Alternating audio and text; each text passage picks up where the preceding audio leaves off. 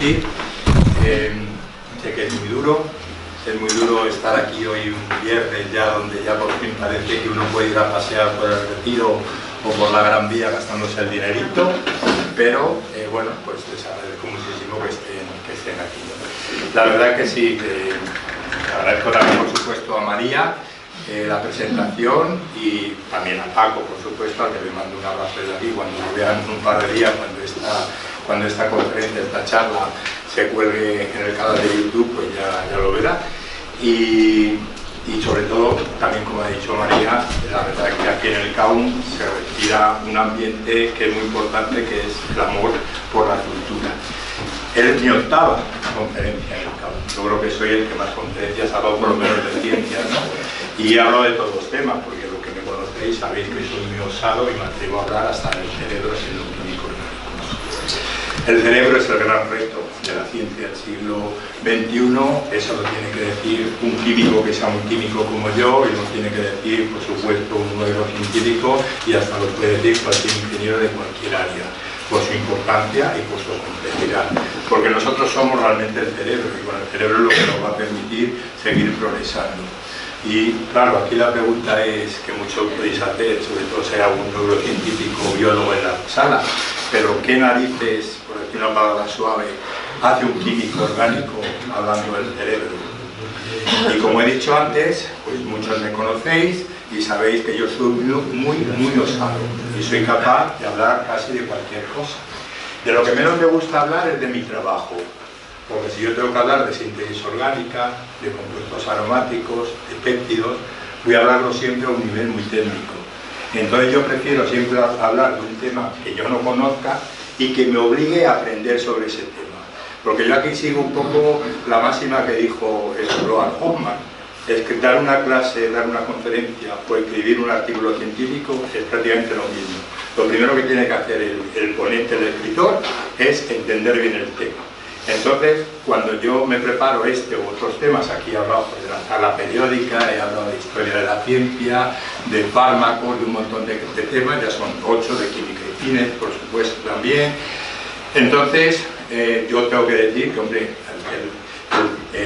la investigación sobre el sistema nervioso central siempre me ha apasionado, siendo químico orgánico, y ahora explicaré, daré unos apuntes, pero también por razones personales, que me interesa mucho el cerebro y el sistema nervioso central. Y claro, yo con esta charla y con otras que me he ido preparando, aunque yo no sea experto en ese tema, yo siempre también digo una cosa, y los que ya me han escuchado muchas veces ya, los siguientes me van a decir esto que voy a decir. Yo no sé si vosotros vais a aprender algo de lo que yo voy a contar, vais a sacar algo claro, pero yo, con todo lo que he aprendido, ya doy por bueno el haberme preparado esta charla. Bueno, primero vamos a definir qué es la química y qué es la química orgánica, que por supuesto la química es la parte de la química más importante que existe, aunque tengamos aquí en la sala químicos analíticos o químicos inorgánicos. Bueno, la química, la definición formal de la química es la ciencia que estudia la composición, estructura, propiedades y transformaciones de la materia, especialmente a nivel atómico y molecular. Y estos dos son los dos adjetivos clave, atómico y molecular, porque todo lo que nos rodea está hecho de átomos, moléculas y átomos y moléculas, claro, que llamamos iones. Y los componentes del cerebro, como toda la materia que nos rodea, como toda la materia ordinaria que nos rodea, pues está formada por átomos, moléculas e iones. Por lo tanto, el cerebro se puede estudiar desde el punto de vista químico. En el cerebro, además, se producen interacciones entre especies químicas y se producen transformaciones entre especies químicas. Por lo tanto, estamos hablando de química. Y ya pasando a la química orgánica, pues la química orgánica es lo que se conoce como la química del carbono. Son los compuestos de carbono el objeto de la química orgánica. Y también especialmente si tiene hidrógeno, que todos los compuestos orgánicos todos tienen carbono y la mayoría de ellos tienen hidrógeno. Sabéis que en la tabla periódica hay 118 elementos químicos. Bueno, pues el carbono forma más compuestos químicos que todos los demás, que todos los 117 elementos químicos juntos. Y aunque Silvana no esté de acuerdo conmigo, yo tengo que decir que el carbono es el elemento químico más importante que existe. Bueno, ahí están algunas excepciones, como son el monóxido de carbono, dióxido de carbono, etcétera, etcétera. Bueno, vamos a pasar un poco de historia, ¿no? O sea, se me ha desajustado un poco el formato de la diapositiva, pero yo le voy a preguntar a Silvana, ¿cuándo empieza la química moderna, Silvana? Silvana tiene 11 años ahora, ¿no? No lo sabe. 10 todavía. 10 todavía. Y me saca amigos. Silvana, ¿quién es el químico más importante en esto? Lavoisier. Sí, ya he dicho ya la respuesta. Y efectivamente, Lavoisier, que fue asesinado en la guillotina en el año 1794, con 50 años, sin llegar a cumplir los 51, pues le consideramos el padre de la química moderna, y Lavoisier tiene un papel importante también en lo que es el desarrollo de la química orgánica. Bueno, aquí en este cuadro está recopilado el origen de la química orgánica, que es la química orgánica del siglo XIX. Y gracias a Lavoisier podemos decir que hay dos tipos de sustancias, orgánicas e inorgánicas, pero antes de Lavoisier incluso había una división en 3 categorías. Esto se refleja, por ejemplo, en el libro de Emery, Curso de Chimie, Curso de Química, que escribió en el año 1675, del siglo XVII aún, y él dividía las sustancias químicas en minerales, según su origen, es decir, se aislaban de los minerales y de las rocas, vegetales, que se aislaban de las plantas, y animales, y se aislaban de los animales. Y bueno, la química, digamos, esa, la química mineral, pues es la base de lo que luego ha sido la química inorgánica. Y Lavoisier demostró que las sustancias, tanto de origen vegetal como animal, químicamente se comportan de manera igual.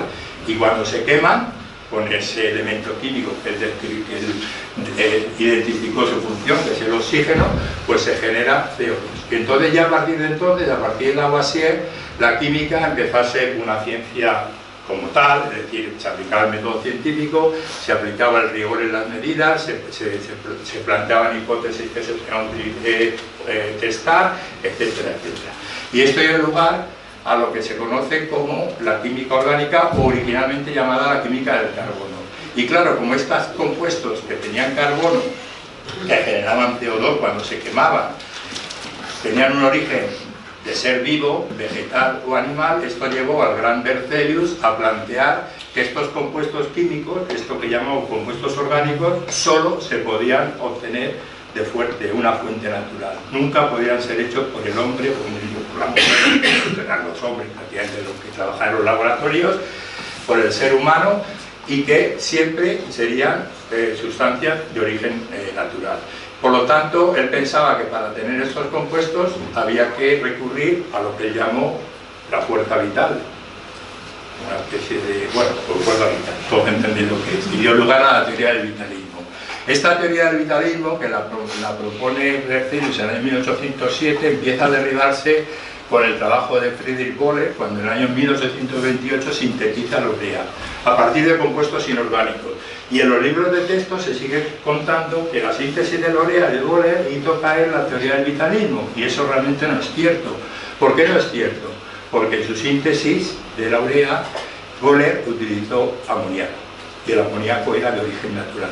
Por lo tanto, pensaban que aún en el amoníaco había esa fuerza vital. Lo que sí hizo el trabajo de Wöhler fue promover una serie de químicos orgánicos. Empezaron a pensar que a lo mejor podemos hacer compuestos químicos, eso que llamamos orgánicos, en un laboratorio. Y así fue como Hermann Kolbe, en el año 1845, hace la síntesis del ácido acético a partir de los elementos químicos y sustancias inorgánicas, cloro, monóxido de carbono, etc. Y aquí ya sí que es... Uy, perdón. Aquí sí que es cuando empezamos a derribar la teoría del vitalismo. Eso es el origen de la química orgánica. Mientras tanto, en la química orgánica, algunos científicos, especialmente hay que mencionar a Berzelius, a Lima y a Liebig, empezamos a desarrollar métodos muy precisos para saber cuál es la composición química de esas sustancias que se iban aislando de fuentes naturales. Se desarrolla grandemente el análisis orgánico. Por otro lado, empiezan a aparecer una serie de hechos experimentales que no tenían muy fácil explicación por lo que se sabía en la época. No voy a ponerle acá una charla sobre historia de la química, pero esto condujo a lo que para mí es, después de la tabla periódica de Mendeleev, el mayor aporte cultural, científico-cultural de la química, que es la teoría estructural de la química orgánica. Habréis oído hablar de un tal Kekulé y su famoso sueño, que vio una serpiente que se mordía la cola en sueños y pensó, uy, con esto puedo explicar cuál es la estructura del benceno.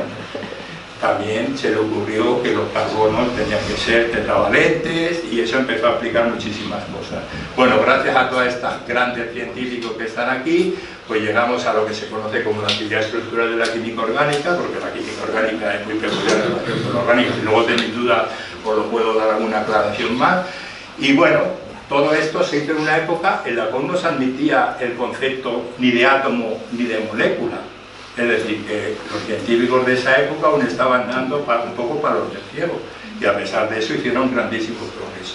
Cuando ya en el año 1861 se admite por fin la hipótesis de Avogadro, pues digamos que se puede decir, y hágase la luz en la química.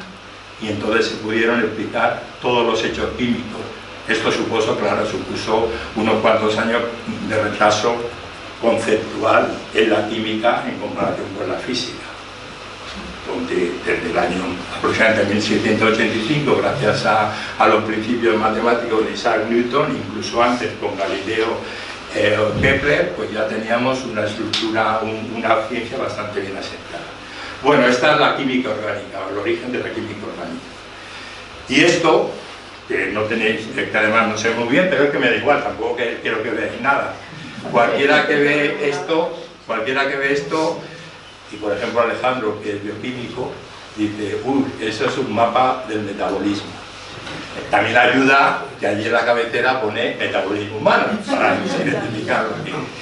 Es el mapa del metabolismo, y como yo a veces digo en plan chascarrillo, para un químico esto es la vida. Un conjunto de sustancias químicas, donde hay un nombre es una sustancia química, y donde hay una flecha hay una transformación o un grupo de transformaciones que convierten una sustancia química en otra. Nos quedamos tan anchos. Esto es la vida, un conjunto de sustancias y reacciones químicas. Pero este es el metabolismo humano. El metabolismo humano, donde también se identifica siempre que está presente prácticamente en todos los organismos, desde el microorganismo, de la bacteria más sencilla hasta el ser humano, que lo consideramos la cúspide de la evolución, y eso es tema de debate, pero nos damos cuenta de que aquí en el centro hay un círculo. Es el famoso ciclo de los ácidos carboxílicos o ciclo de Krebs, que os sonará. ¿Para qué sirve el ciclo de Krebs? Principalmente para generar energía, que luego se ramifica a través de la transferencia de electrones y protones y se genera una molécula importante que está en bastantes sitios, pero por ejemplo aquí, que es el ATP, y luego volveremos al ATP, el trifosfato, la adenoxina. Y luego en cada una de las zonas pues tenemos algunas de las partes de lo que se consideran las 4 tipos de biomoléculas principales.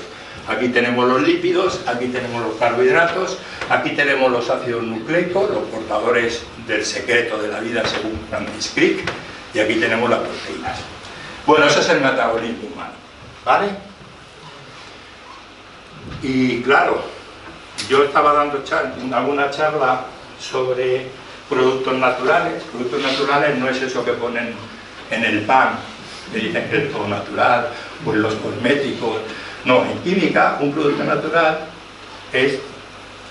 tiene una definición muy precisa, y es una sustancia química que se aísla de una fuente natural y que no participa en el metabolismo primario. Por eso ahí pongo la dicotomía metabolismo primario o metabolismo secundario, también llamado metabolismo intermedio.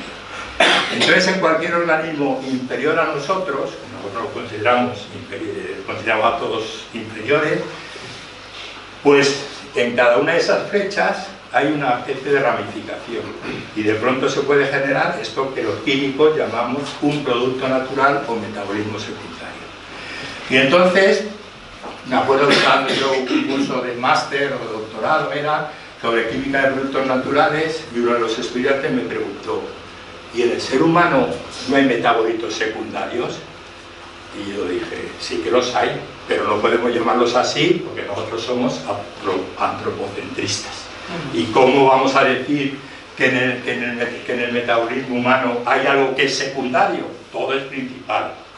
Porque esto que se considera metabolismo secundario, por ejemplo, en una petunia, o en un alga, o en una bacteria, pues no, pensamos que no participa dentro de esas canales o esas reacciones que os he puesto en la diapositiva anterior. Y claro, dándole vuelta, digo, pues, si nosotros fuéramos analizados, como nosotros podemos analizar una hormiga, cogemos hormigas, las machacamos, las extraemos con acetona, con etanol, etcétera, etcétera, la purificamos por cromatografía, pues obtendremos, por ejemplo, ácido fórmico, ¿no? Si nosotros fuéramos tratados de esa manera por un ser superior, pues a nosotros nos aislarían productos naturales. Eso no se dirían de que esto para qué les sirve, pero para nosotros, como seres humanos, pensamos siempre que esos son fundamentales. Pero son fundamentales en nosotros y son fundamentales en una bacteria o en un alga. La química orgánica, los productos naturales, ha sido el motor de la química orgánica. Ha sido el motor, ¿por qué? Porque en el origen la química sigue siendo, pero en aquel momento más, era una ciencia natural. Y se aislaban cosas de fuentes naturales, y se estudiaba su estructura, y se estudiaban sus propiedades, y si tenían, por ejemplo, propiedades biológicas interesantes que pudieran utilizarse como fármacos, pues se intentaba sintetizar análogos que tuvieran mejores propiedades, o simplemente sintetizarlos por tener más cantidad, o conocer su mecanismo de acción, etc. Es decir, aquí en esas tres expresiones, o esas tres cortas frases, pues digo lo que ha supuesto la química y los productos naturales para el desarrollo de la química orgánica. Es una fuente de inspiración, sirve como reto científico e intelectual hacer la síntesis total de un producto natural complejo, luego veremos alguno, Taxol, no la síntesis, no voy a parar en detalle, es un auténtico reto y además sirve para probar teorías y métodos científicos. Por lo tanto, sin la química de los productos naturales no existiría la química orgánica. Y si no existe la química orgánica, pues ya podéis ir todos devolviendo vuestra ropa porque son todos compuestos orgánicos. Y los medicamentos que tomáis, pues también, y el vaso pues también se lo tenemos que devolver a la naturaleza, ¿no? Algunos compuestos naturales, también se ha ido un poco la palabra, pero ahí pondría, debajo de la figura pone alcaloide. Son compuestos nitrogenados que se aíslan de plantas y que tienen propiedades biológicas muy interesantes. No voy a parar con todos, pero a lo mejor os suena alguno. La morfina, por ejemplo, que se aísla de la amapola del opio, analgésico, o tenemos la coniina, componente de la cicuta, que mató, dicen, a Sócrates, o tenemos la vinblastina, que se usa como agente anticáncer, igual que el Taxol, que está aquí, la pilocarpina, que tiene mucho que ver con el sistema nervioso, porque es un agonista del receptor muscarínico de la acetilcolina. Todos ellos son productos naturales que cumplen los tres puntos que os he mencionado anteriormente. Otros alcaloides son todos estos, que además casi todos tienen actividad sobre el sistema nervioso central. Se conocen como purinas, porque son derivados de este sistema heterocíclico, pero ahí tenemos a componentes de los ácidos nucleicos, como son la adenina y la guanina, o componentes o moléculas que todos el nombre lo conocemos, como es la cafeína. Y si la cafeína del café sirve para despejarnos, es por esa estructura química de esa alcaloide. Bueno, los lípidos. Los lípidos, que hay de distintas clases, y los más famosos quizás a nivel popular son los famosos triglicéridos. Ahí hay un triglicérido, pues son derivados, son compuestos de una variedad estructural relativamente grande y, por ejemplo, derivan de los famosos ácidos grasos trans, ácidos grasos cis, el omega 3, etcétera, etcétera. En el encabezamiento pongo compuestos lipídicos entre el metabolismo primario y el secundario, es decir, en el metabolismo primario los estudiarían los bioquímicos, en el secundario lo estudiaríamos los químicos orgánicos. Pero qué casualidad que los lípidos no despiertan el interés ni de los químicos orgánicos ni de los bioquímicos. Por lo tanto, son unos compuestos muy sosos. algunos lípidos, porque luego veremos otros que tienen mucho mayor interés, especialmente en química orgánica. Y otro tipo muy importante de productos naturales es un grupo muy grande de compuestos, con miles de compuestos desconocidos, que son los terpenos. Todos ellos derivan de una unidad que tiene 5 átomos de carbono, que es la unidad C5 del isopreno. Aquí está el isopreno, que se polimeriza, y tenemos en un haya 5, 10, 15, 20, etcétera, vamos teniendo hemiterpenos, monoterpenos, sesquiterpenos, diterpenos, etcétera. Y hay una variedad enorme de este tipo de compuestos llamados terpenos.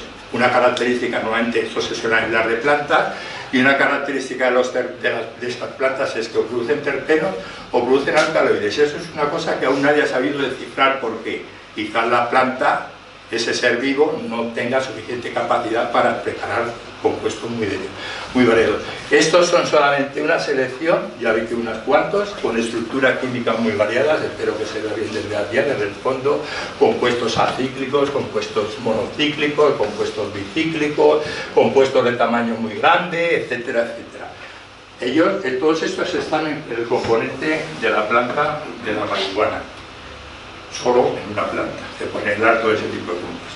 Son también fundamentales porque algunos de ellos tienen propiedades biológicas muy interesantes y también propiedades, por ejemplo, en perfumería, porque muchos de ellos son volátiles y tienen buen olor y se utilizan en perfumería.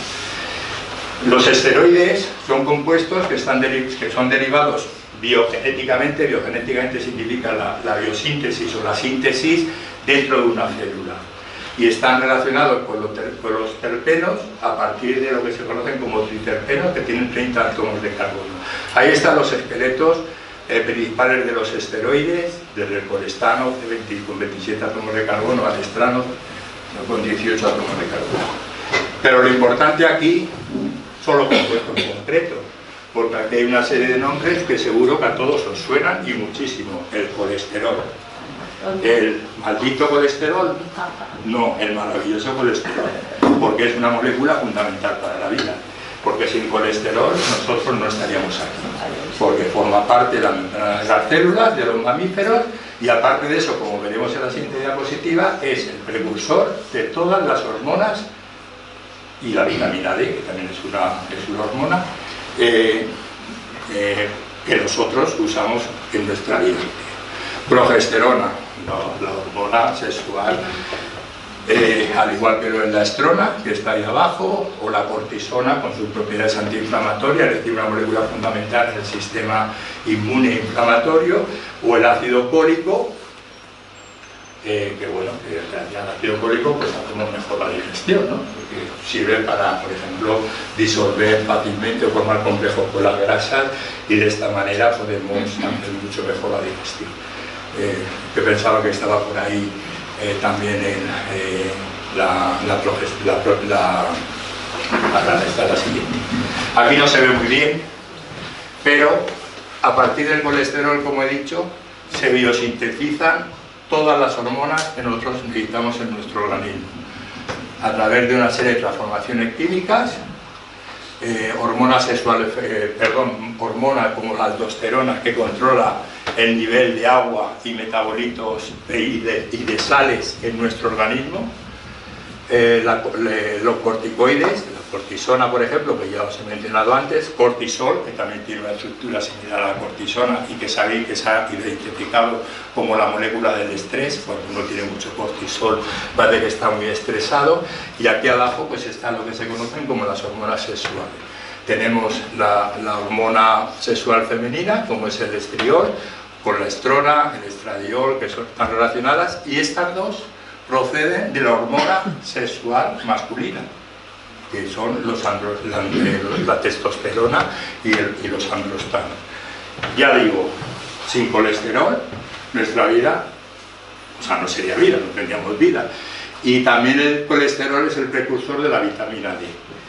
Y hoy en día casi todo el mundo, cuando se hace un análisis de sangre, el nivel de vitamina D suele estar muy bajo. ¿Por qué razón? Pues posiblemente hay varias razones, porque nos protegemos mucho del sol, usamos mucha crema solar, Bueno, porque tengo que decir que la vitamina D se biosintetiza a partir del colesterol en una serie de etapas en las que la última etapa es una reacción fotoquímica y necesita la luz del sol para que se produzca esa transformación. Bueno, la otra razón por la que estamos bajos de vitamina D es que tendemos a eliminar el colesterol de nuestra dieta, y si tenemos mucho colesterol podemos tomar pastillas para bajar ese nivel. No hay un colesterol malo y uno bueno como dice la creencia popular, pero no obviamente tenemos eso. Y por lo tanto, si uno se pregunta, ¿hay metabolismos secundarios en el ser humano? Pues sí. Por ejemplo, en el cerebro, si nos analizara una especie, digamos, superior a nosotros y hubiera químicos ahí y fuéramos nosotros objeto de su estudio, pues ahí sería algún metabolito secundario de nuestro cerebro. Bueno, ¿por qué el cerebro es un asunto importante, ¿no? Apasionante? Porque nos tenemos que preguntar cómo aprendemos, cómo recordamos, qué son los sentimientos, qué es la consciencia, existe una base científica para la conciencia, cómo percibimos realmente el mundo exterior, son verdaderas las percepciones, nos engañan los sentidos. Sabéis que los magos son grandes neurocientíficos, aunque no hayan estudiado la carrera, y de hecho hay muchos neurocientíficos que también se dedican a la magia porque saben de estas cosas. Y luego, bueno, pues ha hecho una polémica bastante más filosófica que científica, si es lo mismo la mente y el cerebro.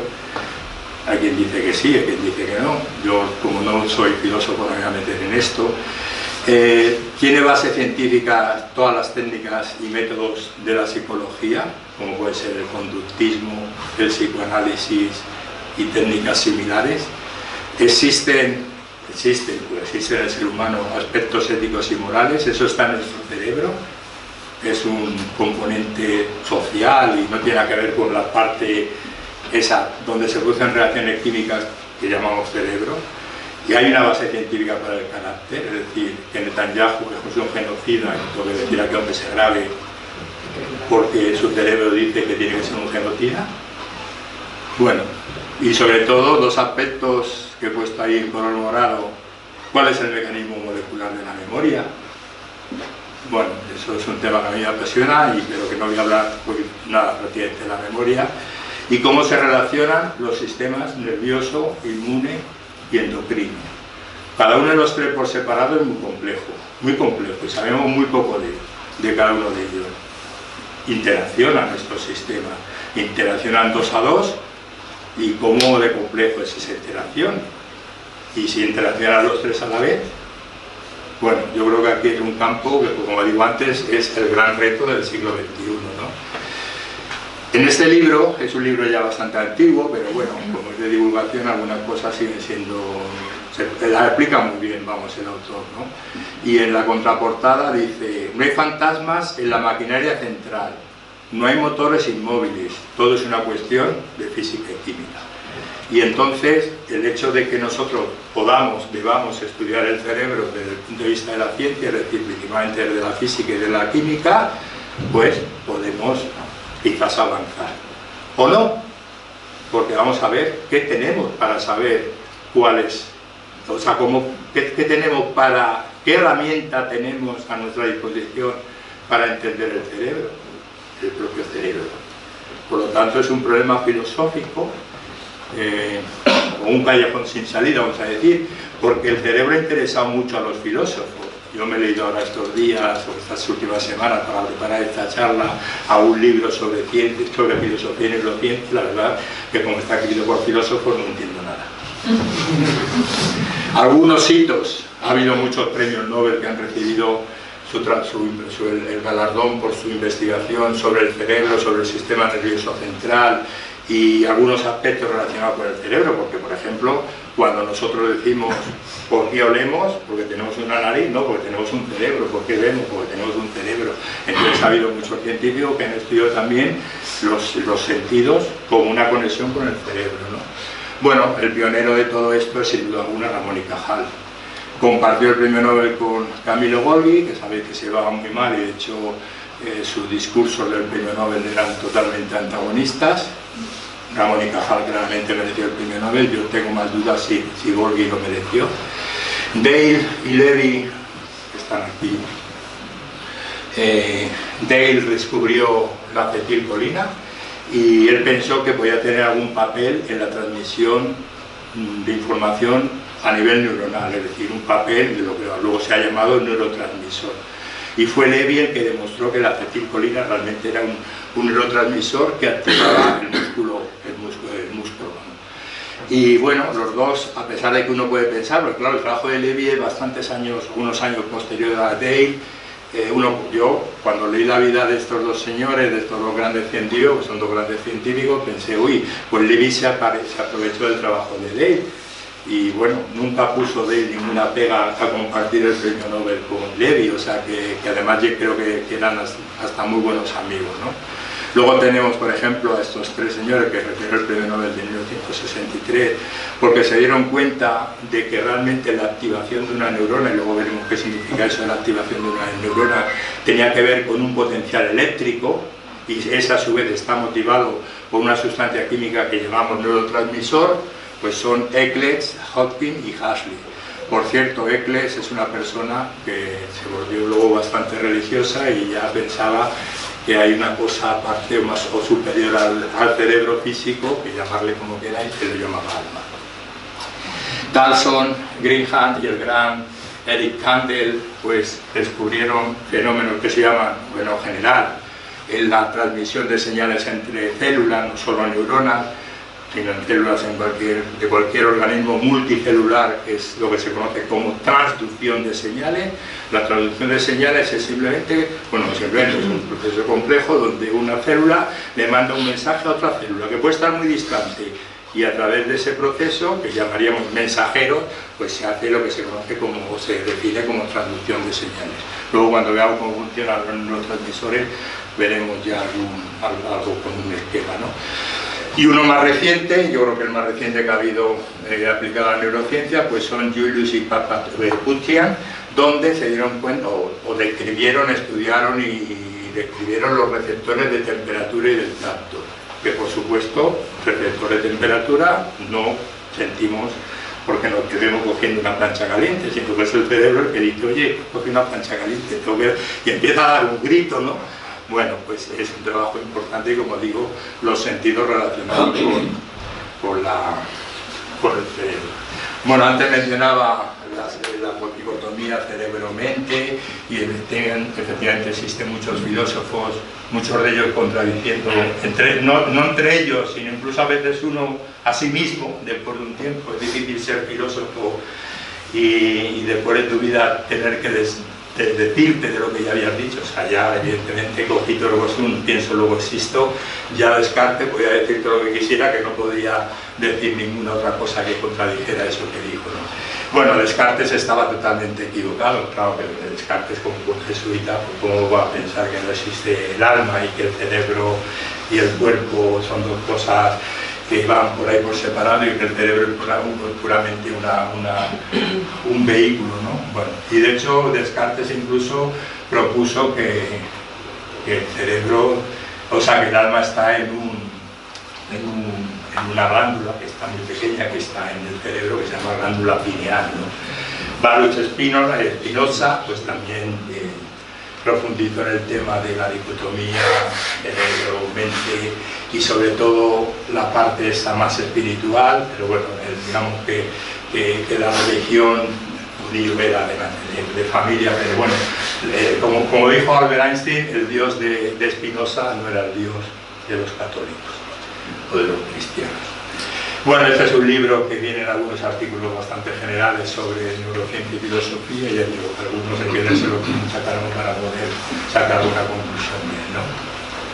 En cualquier caso, aunque los filósofos o los psicólogos intenten o hayan propuesto teorías y intenten explicar el funcionamiento del cerebro, realmente el cerebro, desde el punto de vista científico, se tiene que estudiar a esos niveles que pongo ahí, ¿no? Por un lado, yo creo que el nivel más elemental para estudiar cualquier objeto, cualquier fenómeno, es a nivel molecular, a nivel atómico y molecular. Podemos estudiar las moléculas que están dentro del cerebro, que están en el sistema nervioso central, desde el ácido nucleico, los ácidos nucleicos, las proteínas, los iones, pero también los neurotransmisores, los segundos mensajeros, que son los que llevan mensajes entre neuronas, etcétera, etcétera. Luego ya pasaríamos a un nivel celular, o el tercer nivel sería un nivel de varias células entrelazadas, lo que conocemos como redes neuronales, naturales, no artificiales. Luego podemos ya ir más allá y ver siempre teniendo en cuenta que antes había que hacer un estudio molecular, celular y de sistemas de redes neuronales. Y luego ya intentar correlacionar esos resultados, que deben ser experimentales, con el aspecto funcional. Y luego ya podemos ir a algún aspecto como la cognición, los recuerdos, las emociones, el comportamiento, etc. Esto, la verdad que lo explica bastante bien el premio Nobel Francis Crick en un libro ya de hace unos años, de finales del siglo pasado, que se llama The Astonishing Hypothesis, la hipótesis asombrosa. Y el subtítulo del libro es La búsqueda científica del alma. Claro, y diréis, bueno, y Bernardo nos dice que Francis Crick emplea la ciencia y habla del alma. Yo os tengo que decir que lo que he leído del libro, que no lo he leído todo de pe a pa, menciona muy pocas veces la palabra alma. Y yo creo que figura en el título por sugerencia del editor, o por obligación del editor, para vender más ejemplares, porque él no habla del alma. Él habla de la consciencia, es decir, ser consciente de que estamos en este momento, y además, para no hacerlo muy extenso, Francis Crick se limita a la conciencia visual, es decir, lo que percibimos, yo creo que es el órgano, el sentido que más usamos los seres humanos, la visión. Pero ahí Francis Crick dice, tus recuerdos y ambiciones no son más que el comportamiento de un vasto ensamblaje de neuronas y sus moléculas. Thomson, otro neurocientífico, pues dice, somos lo que somos porque nuestros cerebros son básicamente máquinas químicas más que eléctricas. Bueno, aquí se han montado las letras, pero lo que dice aquí Crick en este texto, en la introducción, es que la hipótesis asombrosa que él llama postula que las actividades mentales de una persona se deben enteramente al comportamiento de las células nerviosas, las células gliales y los átomos, iones y moléculas que las componen y las influyen. Es decir, él abandona toda idea de que tanto la mente como el cerebro son cosas idénticas, o sea, él dice que todo depende del cerebro, que la mente y el cerebro pues están relacionados, y que de todas formas hay que aplicar un método que está basado en una aproximación molecular, una aproximación celular y una aproximación a través de las redes neuronales. Bueno, para preparar esta charla, yo hace ya muchos años que venía leyendo aspectos relacionados de la química con las neurociencias o con el cerebro. Y, bueno, alguna bibliografía, por si os interesa, pues está el libro de Siegel, que es enciclopédico, Basic Neurochemistry. Yo he usado la 7ª edición, ahora ya hay una 8ª, pero ya tiene sus años, también 12 o 13 años. Este libro, que es como de divulgación, pero que está bastante bien ilustrado y bastante serio en el texto, Maravillas y Misterios de la Mente Humana. Este libro, La Sustancia de los Sueños, en principio es un texto que va más bien por los agentes, lo que llamaríamos drogas. Nosotros podemos distinguir entre drogas y fármacos, pero bueno, pues digamos sustancias que afectan a nuestro cerebro pues a través de drogas, digamos, de abuso, ¿no? Pero realmente tiene una introducción muy buena sobre la estructura del sistema nervioso y su funcionamiento. Por supuesto, el libro enciclopédico de más de 1400 páginas de Antonio Escotado, Historia General de las Drogas. Habéis Escotado, que murió hace no mucho tiempo, pues era una persona muy polémica, podemos considerarlo principalmente un filósofo, y realmente fue siempre un defensor de la liberación de las drogas. Él pensaba que las drogas no eran malas de por sí, sino que era evidentemente el uso, y si las prohibíamos pues iba a haber mafias que las iban a traficar con ellas y sobre todo a adulterar. Otra es el libro de José Ramón sobre Historia del Cerebro, o este otro libro del cerebro, El Mundo Secreto del Cerebro, que bueno, que es un libro muy de divulgación, pero que también también explica algunas cosillas bastante bien y tiene unas imágenes muy bonitas. El libro de la memoria, sobre la memoria de la mente a las moléculas, escrito por el premio Nobel Eric Kandel. Y bueno, pues evidentemente una persona muy polémica es Steven Pinker, que le consideran un psicólogo, pero y sobre todo psicólogo evolucionista, y que todos sus textos pues tienen su polémica, pero conviene también ver todo lo que te gusta y lo que no te gusta en un tema tan complejo como el cerebro, el sistema nervioso central y la mente. Bueno, Pinker es un profesor en Harvard y entonces es una persona de mucho prestigio.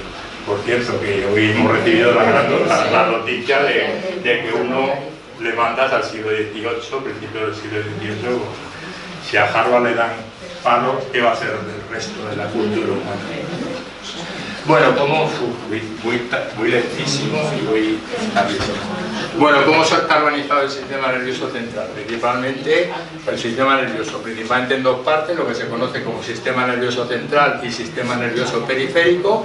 El sistema nervioso central está formado por, a su vez, otras dos partes, que es el encéfalo, que está a su vez formado por el cerebro, el cerebelo y el tronco encefálico, y la médula espinal, que ya sabéis todo lo que es.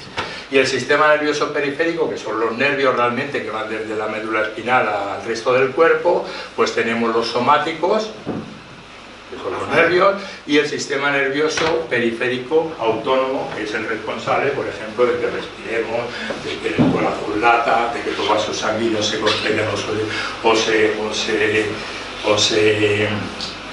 contraigan o se expandan, etc. Bueno, hay un sistema nervioso periférico autónomo que es simpático o parasimpático. Realmente los dos tipos de sistema nervioso, o el efecto que tienen los nervios que van a un órgano dentro de lo que es el sistema nervioso, y el simpático y el parasimpático, tienen la misma acción. Lo que pasa es que uno suele ser excitatorio, el simpático generalmente, y otro suele ser inhibitorio, que es el parasimpático. Bueno, este es el cerebro, una representación del cerebro, y vemos que el cerebro más o menos está distribuido en tres capas. Esta distribución del cerebro en tres capas pues dio lugar a la teoría de MacLean del cerebro triúnico, creo que se llamaba.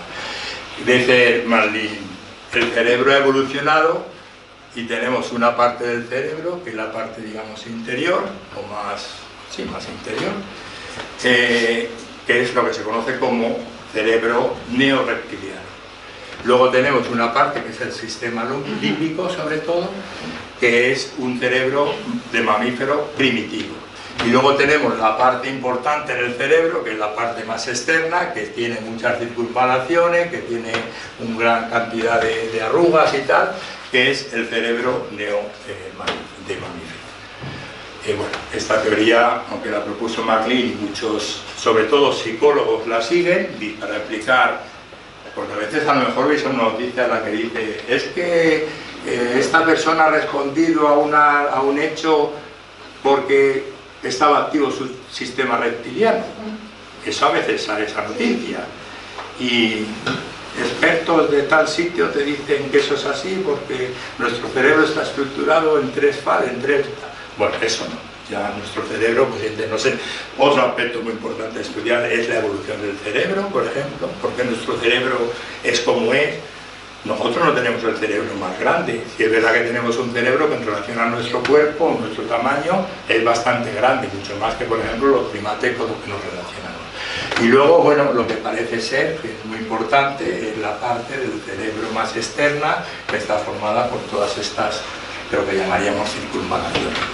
De hecho, eso, sabéis la anécdota, ¿no? Porque es historia de la ciencia, en la que Aristóteles, el gran Aristóteles, creía que el cerebro no tenía ninguna función más allá de enfriar la sangre, porque claro, él cuando vio un cerebro de un animal y veía que existía esta parte así tan rugosa, es decir, es una parte, es un tejido que tiene una alta superficie específica y por lo tanto es muy buen intercambiador de calor, es decir, es el radiador de un coche.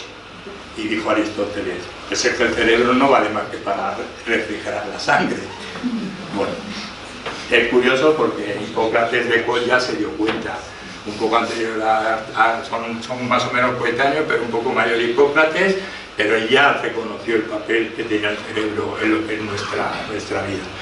Bueno, está formado por lo que se conocen como células nerviosas, neuronas. Hay dos tipos principales de células nerviosas o células del sistema nervioso central, que tienen lo que se conocen como los aferentes, que son las dendritas, y los eferentes, que son los axones, que ahora veremos lo que son, y luego están las células gliales, que se dividen en esos tipos que están ahí: macroglía, microglía y células ependimarias.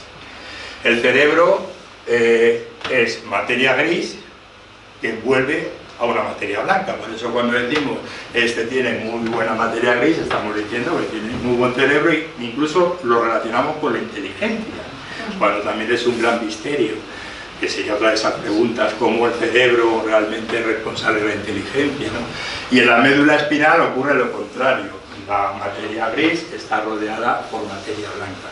Y esto es importante porque también esto está diciéndonos qué composición química tiene esa materia gris y esa materia blanca. Esto es una representación típica de una neurona, donde veis que tiene una célula, es una forma un poquito rara.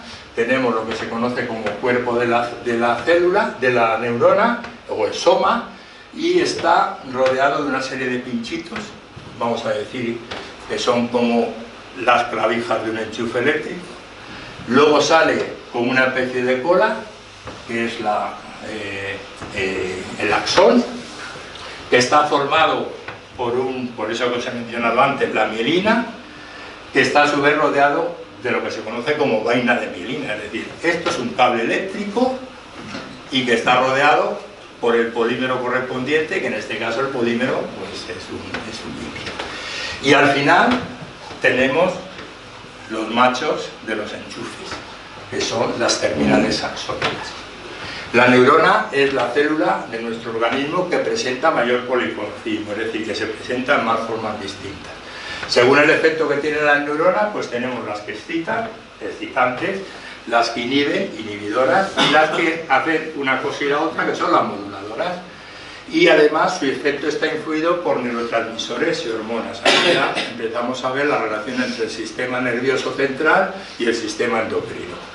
Según la función que tienen las neuronas, tenemos neuronas motoras, neuronas sensoriales y neuronas secretorias. La palabra ya lo dice: motora, pues que movemos los músculos; sensoriales, pues que somos capaces de percibir; y las secretorias son las que se encargan de mandar sustancias químicas.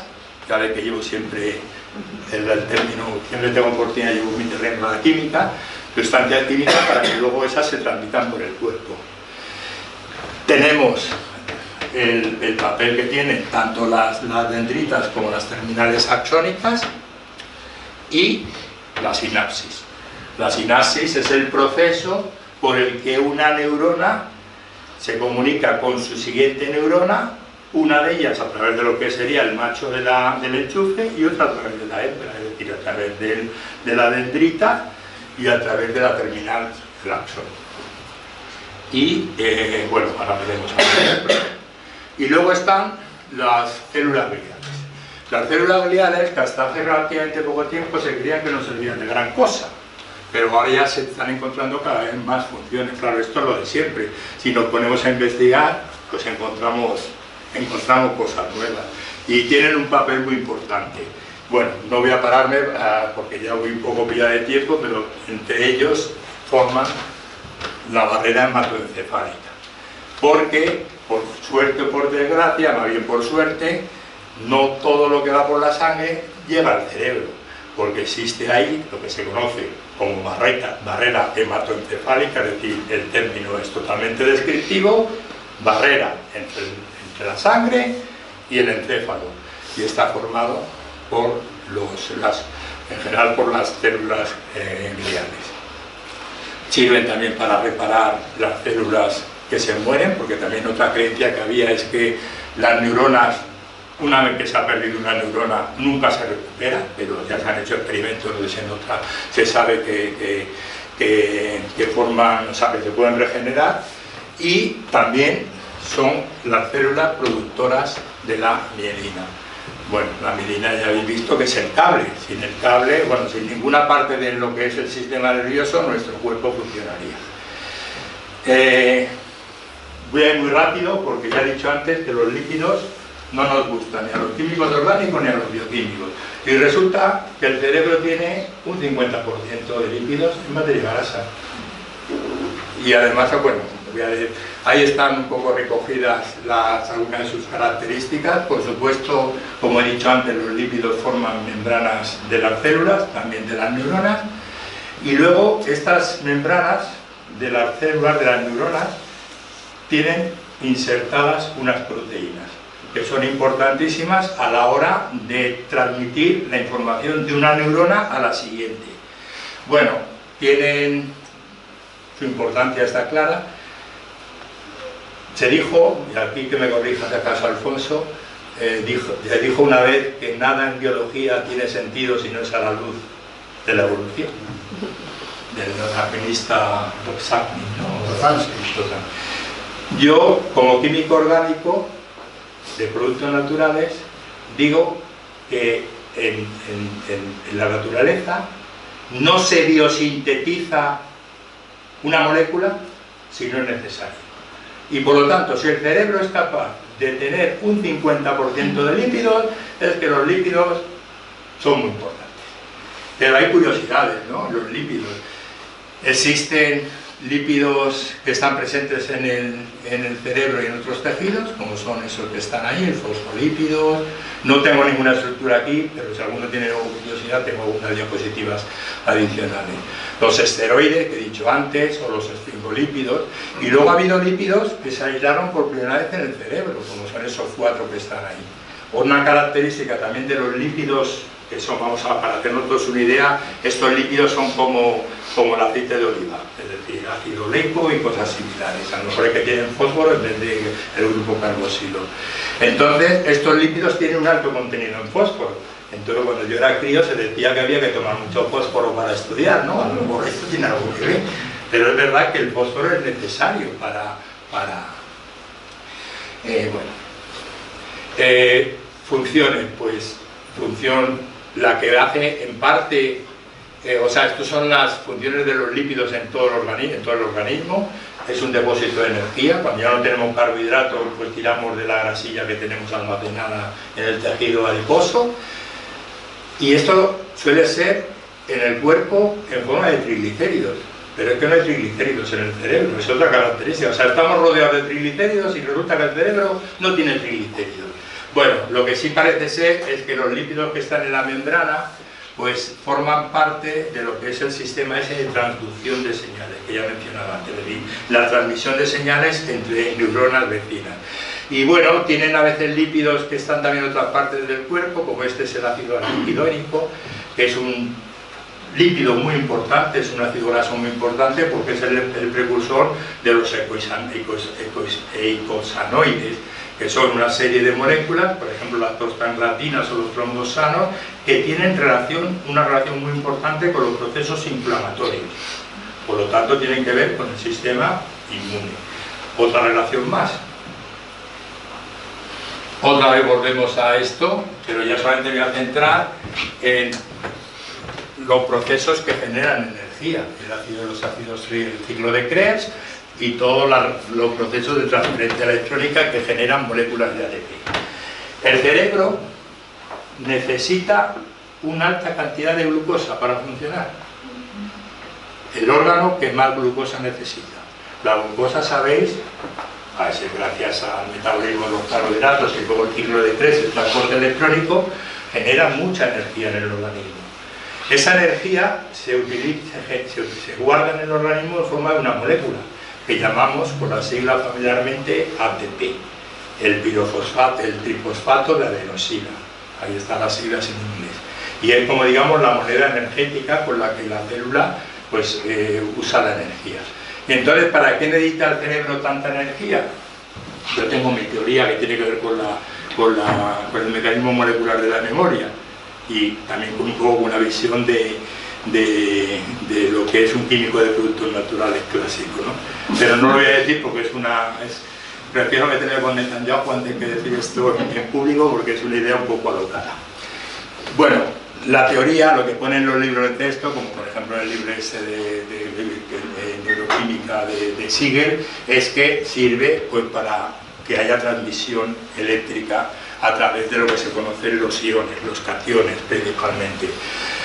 Gracias al estudio del genoma humano sabemos que existen en nuestro organismo, en el ser humano, 140 canales iónicos. ¿Qué hace un canal iónico? Deja pasar cationes de un lado a otro. Cationes que en las neuronas son tres principalmente. El calcio, que es fundamental, porque todo el proceso de neurotransmisión comienza con el calcio.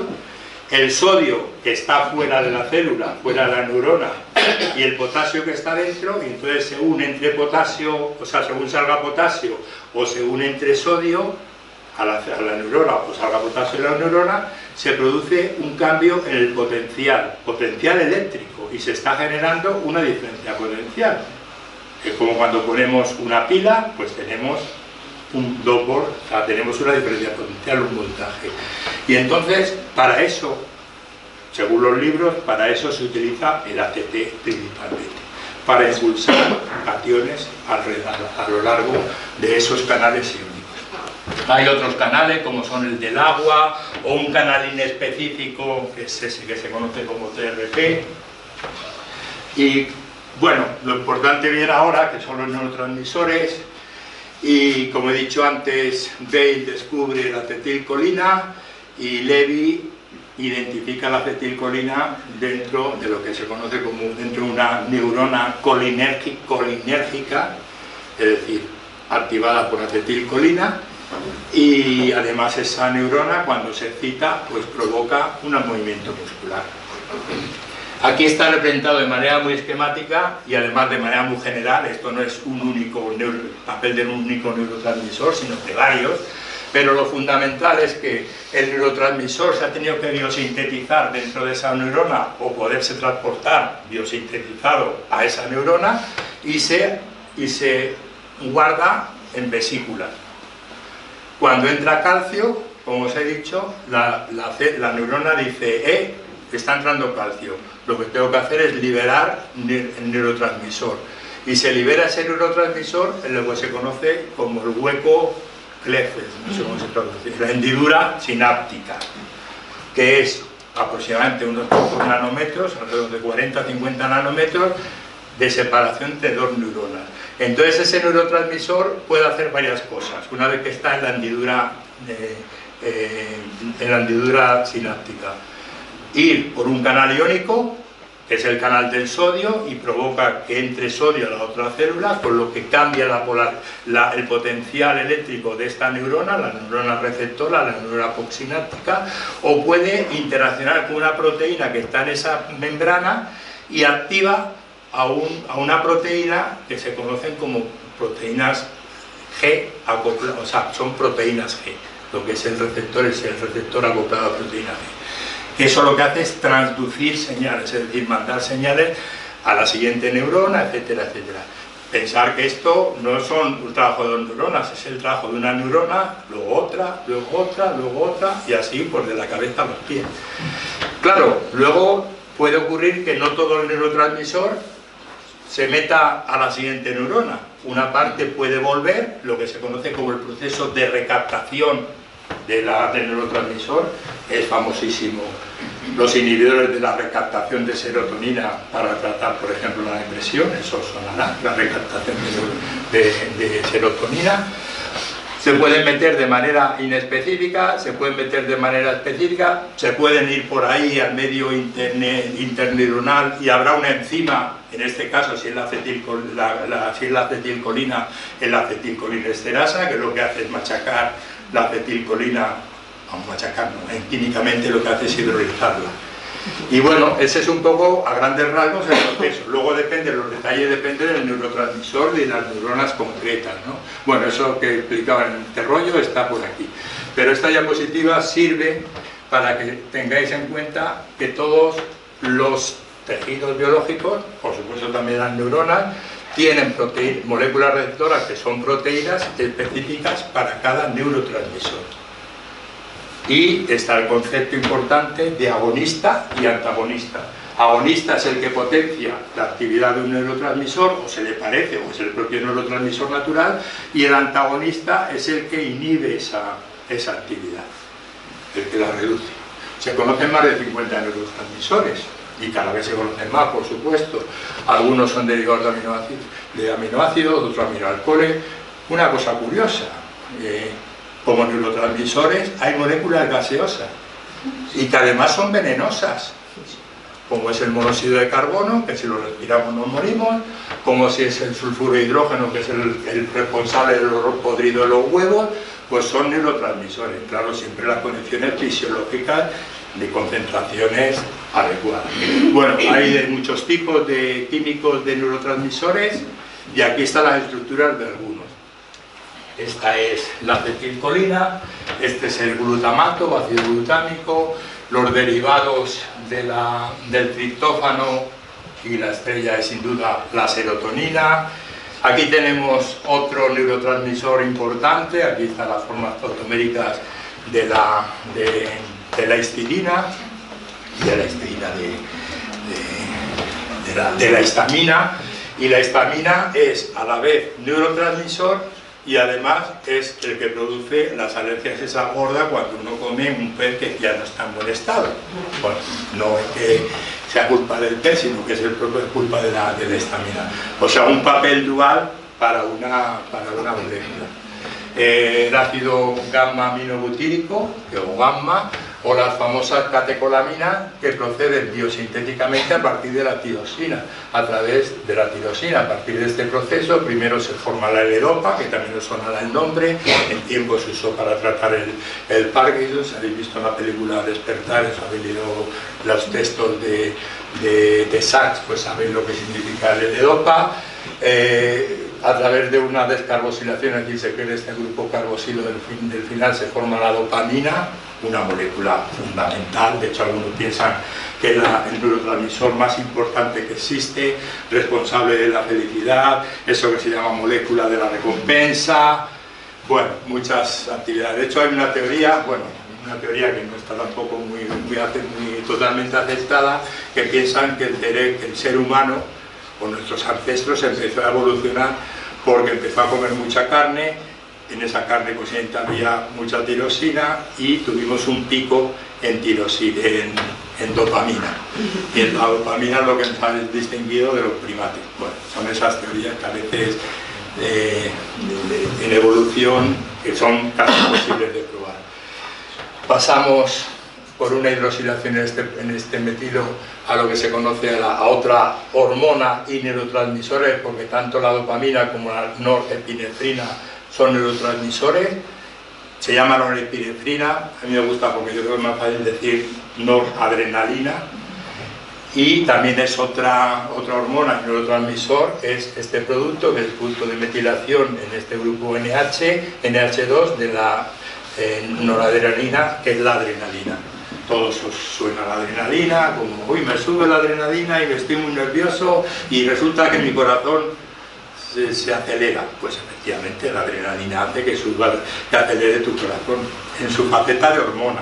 En su faceta de neurotransmisor, pues tiene una función más, digamos, bueno, no sé si comedida, pero más localizada.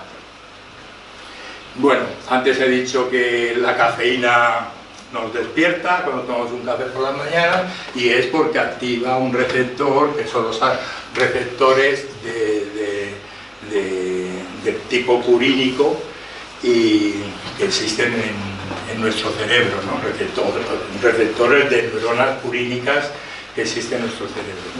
Y cuando veis aquí, por ejemplo, esto que pone estructuras patrón o modelo, y luego vemos que existen varios, selectivo A1, selectivo 2A, todo eso se ha logrado gracias a que los farmacólogos, los biólogos moleculares, los neurocientíficos han tenido moléculas como esas que están ahí, con las que han hecho experimentos y han podido lo que ellos llamamos, lo que todos llamamos mapear a la neurona, es decir, somos capaces en una neurona de tipo colinérgico, es decir, activada por acetilcolina, somos capaces, por ejemplo, de decir que hay una serie de moléculas que activan de una manera esa neurona, o hay otras moléculas que activan a esa neurona de otra manera. Creo que tengo la siguiente diapositiva, es por aquí. Ah, no, esa de aquí, ¿qué? Ah, no, espera, a ver. Bueno, creo que era aquí, bueno, porque estaba aquí claro, representado lo que era, con el caso de la purina, pues los tipos de moléculas, casi todas ellas productos naturales o sustancias sintéticas, que se han detectado que son selectivos para un tipo o un subtipo, se llama así, subtipos de receptores. Bueno, ese es el mismo tema que antes, lo que pasa que aquí ya hay una serie de drogas que nosotros, pues nos suena el nombre, desde el etanol a los opiáceos, los cannabinoides, la nicotina, estimulantes de distintos tipos que suelen activar una hormona dopaminérgica, es decir, una neurona dopaminérgica, es decir, que se activa por la dopamina. Bueno, pues ¿qué hacen esas drogas? Pues esas drogas lo que suelen hacer es excitar a la neurona, que debería ser excitada solo por el neurotransmisor natural. A veces la excitan y a veces la inhiben, a veces la inhiben, pero en cualquier caso tiene un efecto sobre los receptores de los neurotransmisores de estas neuronas. Aquí hay algunas moléculas, la estructura química de algunas moléculas con actividades biológicas distintas, como los opiáceos, que por supuesto todos conocéis a la morfina, que provoca analgesia y anestesia, se sabe cuál es su receptor, o en este caso el etanol, se sabe por ejemplo que interacciona con los iones, con los canales iónicos, o el LSD, el ácido lisérgico, que actúa sobre los receptores de serotonina. Bueno, todo esto ha hecho que la neurociencia progrese gracias a que disponemos de sustancias químicas con las que podemos estudiar estos procesos, ¿no? Bueno, este era justo los ejemplos de los dos tipos de receptores que hay de neuronas colinérgicas, los nicotínicos activados principalmente por la nicotina del tabaco y los muscarínicos activados por un alcaloide que es la muscarina. No voy a parar aquí algunas estructuras. Lo que sí quiero ya brevemente en las próximas diapositivas ver cómo la investigación en fármacos en el sistema nervioso central pues ha sufrido un avance considerable, pero también hay que decir una cosa, y es que el uso de fármacos para tratar enfermedades que dependan de alguna o que haya algún mal funcionamiento en el sistema nervioso central es un tema muy delicado. Tenemos entre el público un psiquiatra que va a dar una conferencia aquí el próximo martes y posiblemente nos pueda aclarar algunas cosas, ¿no? Porque al final yo creo que el cuerpo acaba habituándose a ese fármaco que está tomando y acaba de hacer el efecto que hacía al principio. Históricamente, los primeros grupos de fármacos que actúan sobre el sistema nervioso central que se obtuvieron por síntesis fueron debidos al gran Emil Fischer, uno de los químicos orgánicos y bioquímicos más importantes de la historia. Su maestro von Bayer, los dos fueron premios Nobel, Fischer en 1902, von Bayer en 1905 por otro trabajo distinto, pero lo que hizo von Bayer fue en el laboratorio tener barbituratos, simplemente como moléculas sin ninguna aplicación en ese momento, y Emil Fischer, en colaboración con un médico, von Meurig, pues fue capaz de usar estos barbituratos como agentes como agentes para tratar el insomnio y agentes hipnóticos. Luego, por supuesto, como decía antes, los fármacos por un tiempo dejan de tener validez, los famosos barbituratos, y se empiezan a utilizar otro tipo de compuestos, como también las famosas benzodiazepinas o las fenotiazinas, que luego veremos un caso, o los carbamatos. Aquí tenemos un ejemplo. Un segundo grupo son los que tratan con una enfermedad que en general tiene mucha implicación personal y social, que son los que tratan la depresión. Para la depresión cada vez se están sacando medicamentos nuevos. En su momento fue la estrella el Prozac, pero Prozac yo creo que ya casi nadie lo usa. La fluoxetina es su nombre, digamos, genérico y bueno, se han ido, por ejemplo, desarrollando lo que se conocen como antidepresivos tricíclicos, como es este caso la hemapicina, creo que es esa que está. Otro grupo de medicamentos, que ya digo, los voy a ir muy brevemente, pues son los que tratan la ansiedad, los llamados ansiolíticos. La verdad que muchas veces yo creo que es muy difícil tratar o diferenciar un caso de ansiedad de un caso de depresión. Y aquí tenemos los famosos, lo que tenemos una cierta edad, nos acordaremos del Valium y del Librium, las benzodiazepinas que estaban tan de moda en los años 60. Hoy en día estas benzodiazepinas, algunas de ellas, las más suaves, pues se están usando, por ejemplo, como relajantes musculares, ¿no? Y en los últimos tiempos se ha desarrollado este medicamento que tiene el nombre comercial Lyrica, su nombre, el nombre, digamos, genérico es pregabalina, que actúa sobre el GABA, sobre uno de los emisores inhibidores, un aminoácido. Y este es uno de esos compuestos que cuando salió a la venta llegó a ser lo que se conoce como blockbuster, es decir, que en menos de un año, en el primer año de venta, ya vendió más de $1.000 millones, que era, bueno, bastante. Pues las benzedrinas, ¿no? Que la gente en los años 60 y 70 se tomaba una pastilla de benzedrina para estar más tiempo despierto y se creían que por mucho tiempo que estudiaran iban a sacar mejor el examen. Esto dio lugar a las primeras anfetaminas. Trastornos psicóticos, neurolépticos, pues ha habido muchas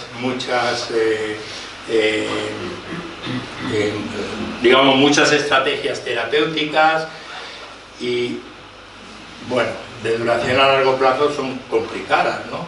Aquí hay algunos tipos de sustancias, lo que se conocen como, en general, como fenotiacinas, quizás la clorpromacina es uno de los más recetados, o las butirofenonas y las benzaminas.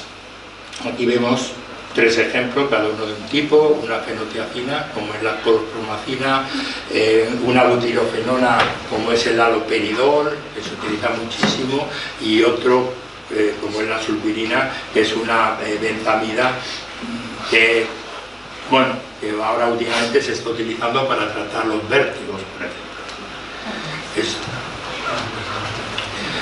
Aquí en esto, pues vuelvo a representar lo que supone el uso de medicamentos, drogas, el alcohol. El alcohol es un neurotóxico. ¿Por qué? Porque interacciona con el funcionamiento de las neuronas. Es normal de las neuronas, pero es evidente que si nuestro sistema nervioso no funciona bien y eso deriva en una situación patológica, pues habrá que utilizar medicamentos, sea que sea, siempre, por supuesto, con receta médica. Y esta es la última diapositiva, que es un poco repetir una anterior.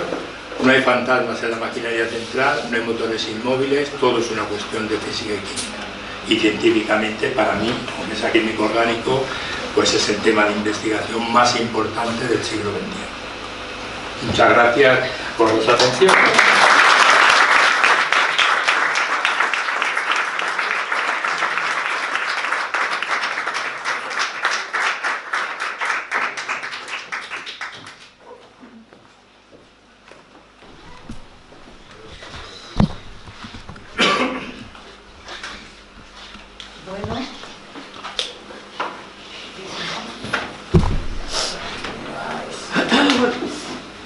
Bueno, ¿quién quiere intervenir después de Bernardo? Hay que pensárselo un poco.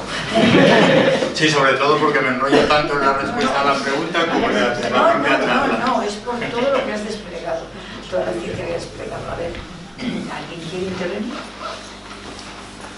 Sí, Ana, fíjate, así me gusta. Y luego Ramón. ¿El mapa del metabolismo humano tiene un principio y tiene un final? No, no tiene principio final, es realmente una red que además está totalmente interconexionada. A ver, el principio del funcionamiento de todo eso que está ahí depende, ¿de qué depende? De lo que le demos al cuerpo para poder hacer todo eso. Es decir, el comienzo sería la alimentación, pero la alimentación que eres lo que tú comes. Espero que no haya sido un bocata de nocilla esta tarde y más bien haya sido un bocata de jamón york, no, de jamón serrano por lo menos. y ese es el comienzo. El cuerpo utiliza los productos que le damos como alimentos para generar energía y sustancias químicas. Y además esto lo descubrió nuestro querido Lavoisier. O sea que no tiene ningún comienzo el metabolismo, todo es una red interconectada. Es evidente que algunos compuestos químicos se tienen que formar después de que se hayan formado otros. Por ejemplo, una proteína no se puede formar si no hay aminoácidos, que son los componentes. Un polisacárido no se puede formar si no tiene los monosacáridos. Un ácido nucleico no se puede formar si no has tenido antes los nucleótidos. Pero todo está interconectado. Y luego esa pregunta que haces también es muy interesante desde el punto de vista evolutivo. ¿Por qué? Porque es un tema de discusión. ¿Cómo empezó la vida? O sea, cuando pasamos de una agrupación de moléculas a una célula. Una célula tiene que tener una característica. Tiene que tener un metabolismo que produzca sustancias químicas y energía. Tiene que estar encapsulado, separado del medio por lo que llamamos membrana. Y además tiene que ser reproducible, que tiene que dar lugar a una generación. Entonces, antes de que eso pasara, antes que existiera esto que se llama LUCA, ¿sabes? ¿No? LUCA es el primer ancestro común de todos los organismos. Antes de que eso ocurra era un conjunto de moléculas interaccionando entre sí. ¿Cuál era el origen de todo? Pues evidentemente cuando la gente hace teorías sobre el origen de la primera célula, pues suele recurrir a materiales, a compuestos químicos que están presentes de alguna manera en lo que se supone que era aquella sopa prebiótica, por llamarla así, una sopa prebiótica pues de hace, bueno, ahora ya se ha ido un poco más para atrás, ¿no? la fecha, pero vamos, 1800 millones de años mínimo. Entonces, algunos de esos compuestos eran, por ejemplo, compuestos de hierro, piritas, por ejemplo. ¿Qué papel tenían? Ahora ya no tenemos hierro en nuestra... Bueno, sí tenemos hierro como fundamental dentro de una molécula que es la hemoglobina, ¿no? Pero no hay un principio en el metabolismo. Ramón. Bueno, en primer lugar, gracias por la conferencia, porque desde luego, como dicen en mi tierra, qué bonito es el saber. Pero para los que sabemos de otra cosa, y de esto muy poco, yo tengo una pregunta que me inquieta bastante. ¿Dónde encaja y cómo se trata y qué tiene que ver con todo esto algo tan terrible como el Alzheimer y el Parkinson? ¿Quieres saber un poco? Ya. Bueno, esa es una pregunta muy interesante que no me he querido meter en ella porque claro, está 1 hora y 10 minutos, 12 minutos, que he puesto el reloj para saber cuánto me pasaba y eso daría para muchas más horas. A ver, realmente de las enfermedades neurodegenerativas no se conoce mucho, simplemente se sabe que las neuronas, luego ya si acaso comentas algo, pero que las neuronas se van degenerando y muchas se mueren. Entonces, pero realmente la causa aún no se conoce. Sí que es verdad que se han aducido muchísimas causas, desde una razón genética, por ejemplo, gente que puede tener predisposición a tener cáncer, Parkinson, Alzheimer o esclerosis múltiple, este tipo de enfermedades, pues al medio ambiente. Pues resulta que vivimos en un medio donde hay una contaminación ambiental bastante grande y eso causa el deterioro de ciertas proteínas que son las responsables de que se produzca esa malformación. Yo precisamente he trabajado, que es un tema que yo no quiero hablar porque sería muy técnico, yo he trabajado con una proteasa que se llama calpaína. La calpaína está activada por calcio. Y es una proteasa única en ese sentido, que es la única proteasa que está activada por calcio. Bueno, pues resulta que la calpaína se sabe que es responsable de mucha neurodegeneración, porque la calpaína, que no tiene una función específica en el organismo, sino que el organismo le manda un mensaje, se manda al organismo, entre una célula está en peligro de muerte y quiere morir, y puede morir por uno de los tipos de muerte celular que hay. Entonces, te hace falta proteasa para que ocurra eso. Y entonces esa es la calpaína es una proteasa. Entonces la calpaína se ha visto que tiene un papel en el Parkinson, tiene un papel en el Alzheimer, tiene un papel en la esclerosis múltiple, en el ELAN, en la esclerosis lateral amiotrófica, en la enfermedad de Huntington, en todas estas enfermedades degenerativas, en el infarto cardíaco o el infarto cerebral. O sea, en todas ellas. Sí se sabe que cuando se produce una enfermedad de estas se están produciendo la muerte de neuronas, y además esa muerte de neuronas está provocada porque las células quieren morir o van a morir por algún, bueno, lo que se conoce como un insulto. Un insulto significa que la están machacando. Claro, luego hay cosas que se saben del Alzheimer, por ejemplo, las famosas placas de amiloide, ¿no?, del Alzheimer. Pero claro, las placas de amiloide son la razón, la causa o la consecuencia.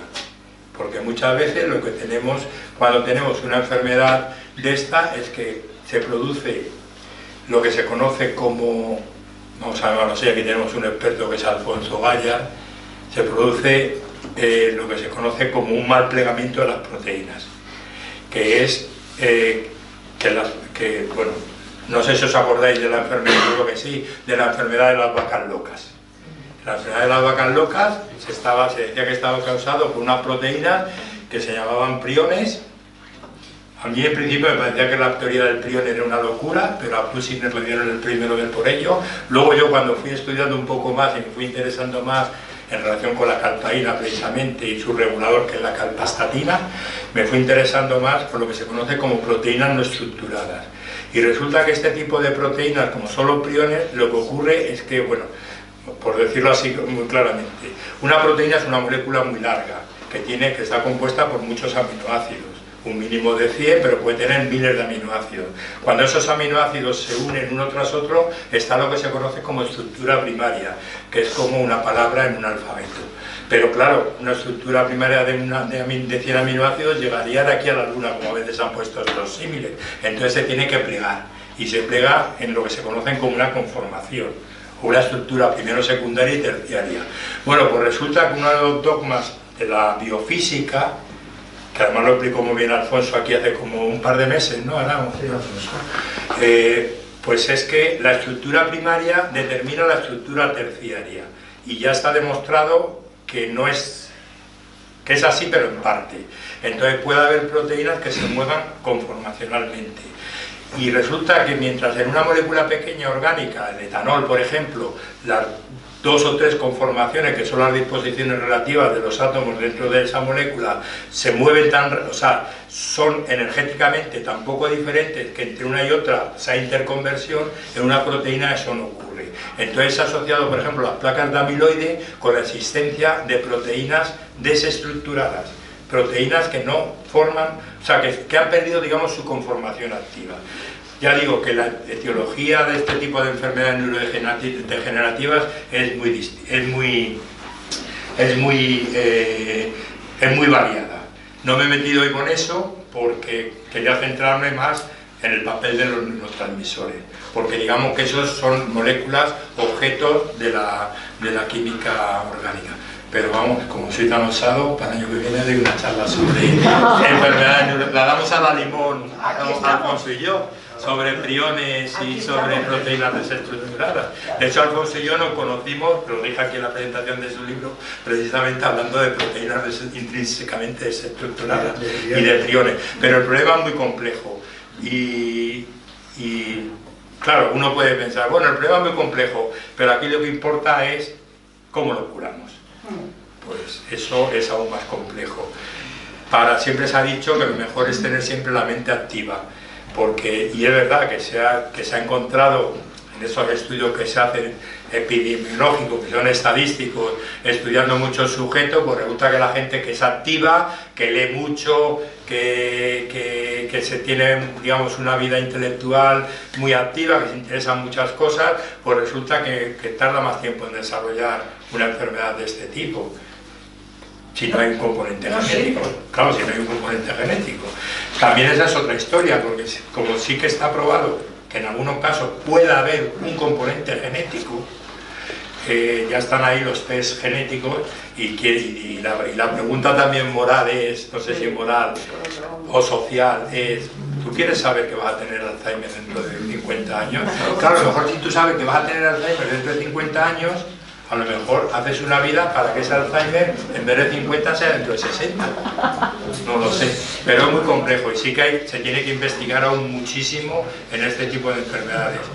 Yo en alguna de mis charlas, cuando hablo de la industria farmacéutica o el desarrollo de fármacos, siempre digo que hay 3 grandes áreas terapéuticas donde no recibimos suficiente, donde no se recibe, bueno, ya me pongo yo en ese tiempo verbal, donde no recibimos suficiente atención por parte de los desarrolladores de fármacos. Una son las enfermedades, digamos, de eso que llamamos países en desarrollo. ¿Quién quiere curar la tuberculosis y la malaria si la tenemos que curar por menos de $1 al día? No ganan dinero. La segunda es la de las enfermedades raras. Hay tan pocos casos que lo mismo todos se curan en los ensayos clínicos. Y la tercera son las enfermedades del envejecimiento.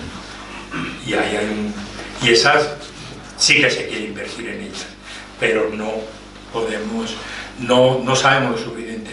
En relación, por ejemplo, con el Alzheimer, durante bastante tiempo, bueno, y se sigue recetando, lo que pasa es que ahí luego no lo aclaras. Hay una polémica si donepezilo, que es un fármaco, antes he dicho que la acetilcolina, por ejemplo, un neurotransmisor, cuando no ha cumplido su función, se puede recapturar para ir a la neurona presináptica, pero puede irse al medio y hay una enzima, en este caso se llama acetilcolinesterasa, que lo que hace es hidrolizar, entonces ya no tenemos neurotransmisor. Entonces se dijo durante mucho tiempo que los inhibidores de esta enzima, acetilcolinesterasa, eran buenos para el Alzheimer, y el fármaco estrella es el donepezilo.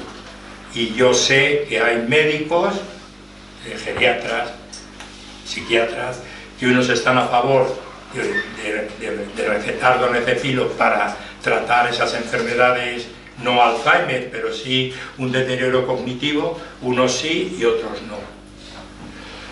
Pero se está dando quizás un poco palos de ciego. A ver, se está dando palos de ciego porque al paciente no se pueden dar otro tipo de palos, porque es que se conoce aún muy poco, hay que hacer mucha investigación básica aún en este tipo de enfermedades.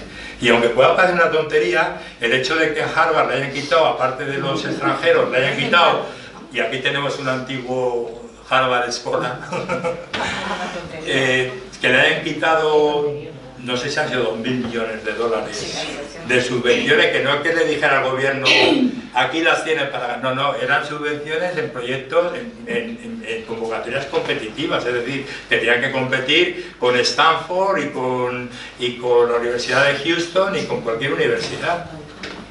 No sé, creo que no te contesta a tu pregunta, pero si es un tema interesante, lo próximo.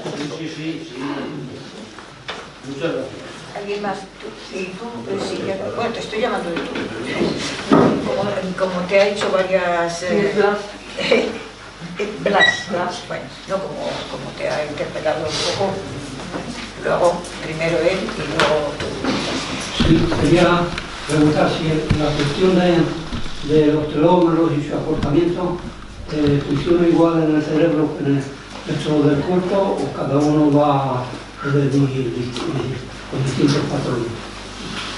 Pues eso es una buena pregunta que a lo mejor tendría que estar aquí María Blasco para contestar. No sé tanto de telómeros como para decirte si, no sé, Alfonso, ¿sabes si en el cerebro hay...? Yo tampoco, pero no hay ningún motivo para pensar que no sea el mismo proceso, o sea, es un proceso de la duplicación del ADN y no tendría en principio por qué haber dicho. Ya, pero a ver, también es verdad que aunque las neuronas, o sea, en comparación con otras células del cuerpo, y tampoco lo estoy diciendo según lo estoy pensando, pero no sé si lo tengo yo muy claro si esto es cierto. Las neuronas quizás no se replican tan rápidamente como las células del hígado, por ejemplo.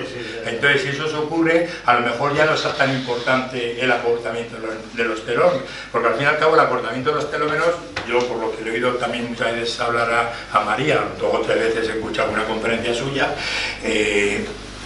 también es un proceso que como se repite muchas veces, pues al final Claro, es segunda ley de la termodinámica. Si en un proceso te acorta un nucleótido, al siguiente otro, y al siguiente otro, y al siguiente otro. Entonces, bueno, no sé más si quieres, como eres bióloga, a lo mejor quieres comentar algo sobre los telómeros. No tiene mucho sentido lo que dices, que como no se viven tan rápidamente, pues por probabilidad, ¿no? Entonces, Sí, o sea, lo que estás comentando sí podría tener que ver con el envejecimiento del cerebro en sí. Supongo que va también un poco por ahí tu pregunta, porque al fin y al cabo, bueno, no sé yo lo sé, pero digamos la estrategia o la hipótesis o la teoría de los telómeros es que cuanto más cortos son los telómeros, más corta es la vida de esa célula. Entonces, según se va reproduciendo, se van replicando esos telómeros, los ácidos nucleicos, el ADN, pues se va produciendo un acortamiento. Y entonces también hay unas estrategias terapéuticas que precisamente inhibidores de la enzima que provoca el acortamiento de los telómeros. Los telómeros son la parte final, ¿no?, de los ácidos nucleicos, vamos, de los genes más que de los genes. Entonces, sí, se podía pensar, pero la verdad es que también hay que decir que la hipótesis del telómero en relación con el envejecimiento está en mucha discusión. Yo te recomiendo la conferencia que dio aquí la profesora Mónica de la Fuente, ahora en enero del 24 quizás fue, está en el canal de YouTube de CAUN, o el canal, directamente en la web de CAUN, y verás cómo allí habló de varias, o sea, iba sobre envejecimiento, ya una experta, y igual, el envejecimiento es un proceso multifactorial. Influye, por lo que decía, yo comentaba antes así de pasada, cómo influye la contaminación ambiental, si eso tiene que ver, por ejemplo, con las especies radicálicas oxigenadas, que sabemos que son capaces de causar daños irreparables en las células, cómo influye, a ver, la profesora de la Fuente es una experta en envejecimiento sobre todo en relación con el sistema inmune y endocrino, la relación de los dos sistemas. ¿Cómo influye tu sistema inmune?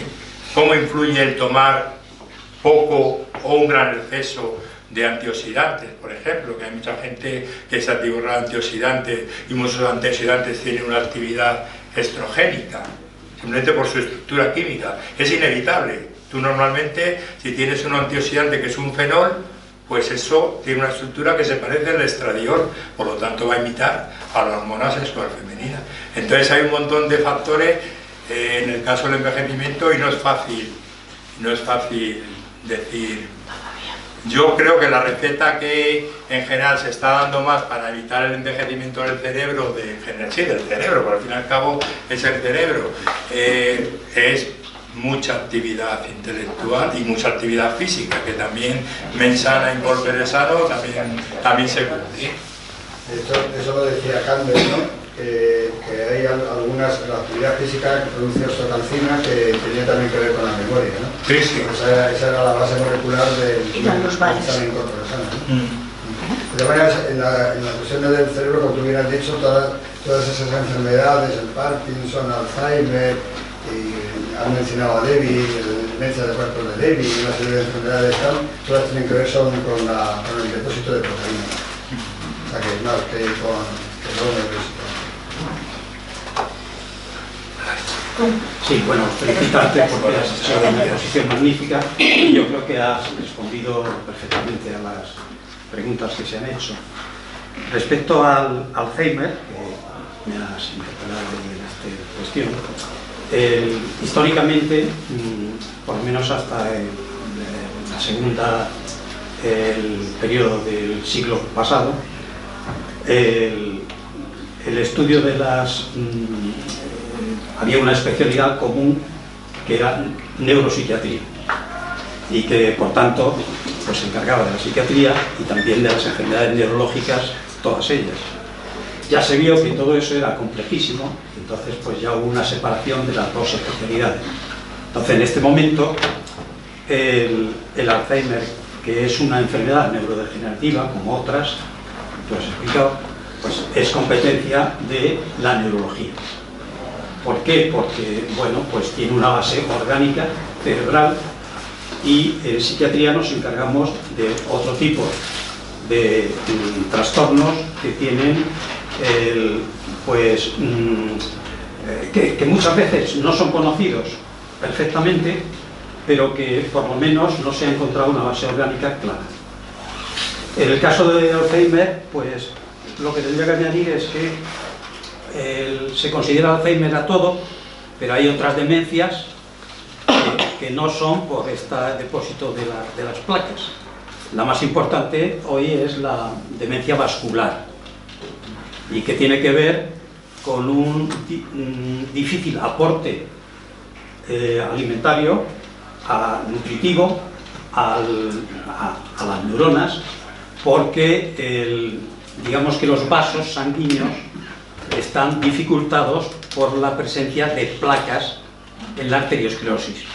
Y claro, es algo que ocurre ya en una edad avanzada. Y entonces ahí la diferencia clínica es que en el depósito de placas, propiamente Alzheimer, pues se interpreta que es mucho más rápida y más generalizada. Sin embargo, algo que afecta a los vasos no afecta a todos a la vez, sino parcialmente, a unos más que a otros. Y entonces es una demencia no tan grave desde el principio, es más lenta, y entonces, bueno, pues esa cuestión. Yo sí te quería preguntar tu opinión sobre el tema este que has hablado de las neuronas. Nosotros históricamente pues trabajamos con la idea de que la dotación de neuronas era para toda la vida. Y tú has hablado de que es posible la regeneración, pero la regeneración de las que están dañadas, o es posible que haya otras nuevas. ¿Qué opinión tienes tú?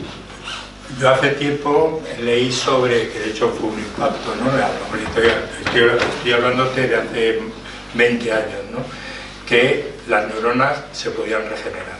Y yo creo que se referían a experimentos, como siempre, con ratones, en el que lo que se hacía era que se generaban, o sea, regeneraban las que estaban dañadas.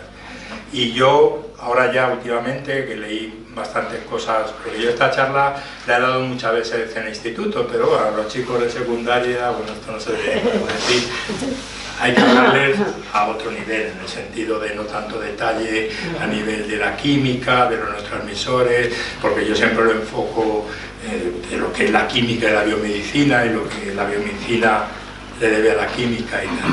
Entonces yo, por ejemplo, para esa charla yo no me preocupo tanto de las células gliales. Pero en estas últimas semanas, preparándome esta, pues he leído bastantes cosas y he visto que las células gliales que son una especie de como esta gente que después de una manifestación va barriendo las calles, es un poco igual, que sirven un poco para todo, que son utilísimos. Entonces yo creo que a través de las células gliales es como se empiezan a regenerar neuronas. Pero me da la sensación de que lo que se hace es regenerar las neuronas que están perdidas. Pero bueno, ya digo, experimentos en ratones, no sé si ha ido, si en humanos no creo que se haya hecho nunca esto, y no sé tampoco, no, sí creo que ahora que no era tanto neuronas del cerebro, sino neuronas del sistema nervioso, que es otra cosa, claro. Ahí sí que pueden, a ver, es que imagínate que de pronto la maquinaria de regeneración resulta que te cambia una neurona donde tú tienes el recuerdo mejor de tu vida. Eso es chungo. Bueno, no, eso no ocurre, porque además la memoria es el tema que a mí más me apasiona del tema del cerebro, pero no hablo casi nada de la memoria porque yo no me creo las teorías que hay sobre la memoria y no voy a contaros aquí algo que yo no crea. Entonces el tema de cualquier actividad cerebral, o sea, cualquier actividad que dependa del cerebro no depende ni de una neurona ni de un grupito pequeño de neuronas, sino que depende posiblemente de la contribución, complementariedad de muchas regiones muy distintas del cerebro. Pero eso lo miraré porque la verdad es que sí que, ya te digo, lo tenía en la cabeza de que de que alguna vez lo leí, pero muy posiblemente sean simplemente neuronas del sistema nervioso periférico. Que en principio pienso que serán una lesión que puede producirte en el brazo y tal, que a lo mejor esas neuronas se pueden regenerar. No sé, a lo mejor Alfonso sabe algo sobre la generación.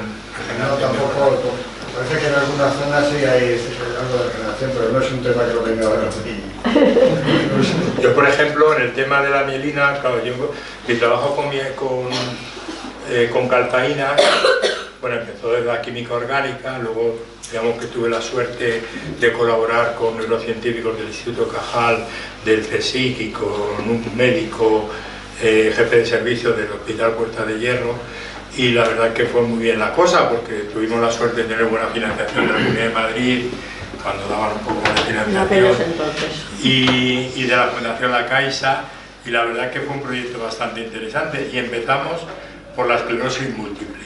Y empezamos porque lo poco que se conocía entonces de calpaína, de esa proteína que digo que actúa rompiendo proteínas y haciendo que la célula quiera morir o que muera, era porque la vaina de mielina, es decir, eso que he dicho yo, que es el plástico que rodea al cable eléctrico, es muy sensible a proteasas.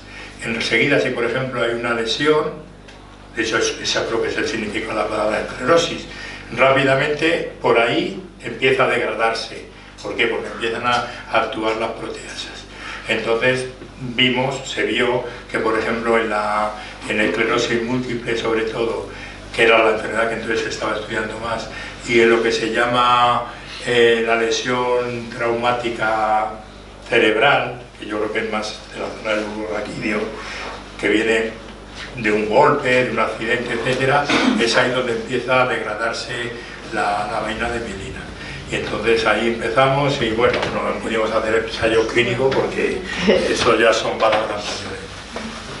Sí, lo que sí había, lo que has preguntado, los trabajos, principalmente en el ámbito también, los trabajos de Iskander, ¿no? Que hizo con la memoria, con la plisia, con la babosa esta, y lo que en general sí se logra es hacer nuevas conexiones, ¿no? Las fuertes conexiones. Creo que en algún caso incluso hasta alguna división neuronal, pero ahí eso está más en el... Bueno, hasta donde yo sé está más en el aire. Yo lo que pasa es que... Establecer nuevas conexiones, sí.